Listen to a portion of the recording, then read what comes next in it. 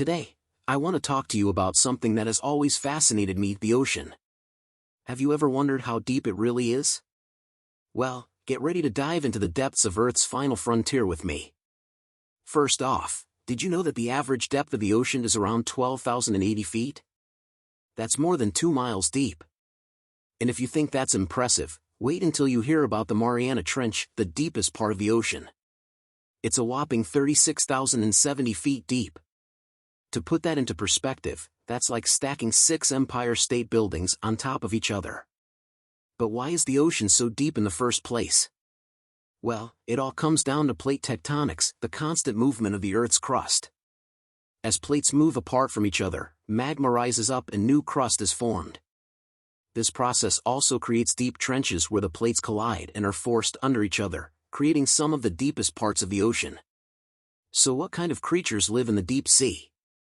Well, you might be surprised to learn that there's actually a lot of life down there. From giant squid to bioluminescent fish, the deep sea is teeming with unique and fascinating organisms.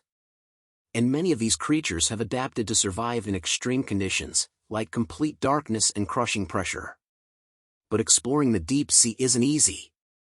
In fact, we still have a lot to learn about this mysterious and largely unexplored part of our planet. That's why scientists are constantly developing new technologies and techniques to study the ocean floor. From remotely operated vehicles to deep-sea submarines, we're finding new and exciting ways to uncover the secrets of the deep. If you're anything like me, you might find the ocean to be a bit intimidating. But don't let that stop you from learning more about this amazing part of our planet. There's always something new and exciting to discover, whether it's a new species of fish or a previously undiscovered underwater volcano. So the next time you're at the beach, take a moment to appreciate the vast and mysterious ocean that stretches out before you.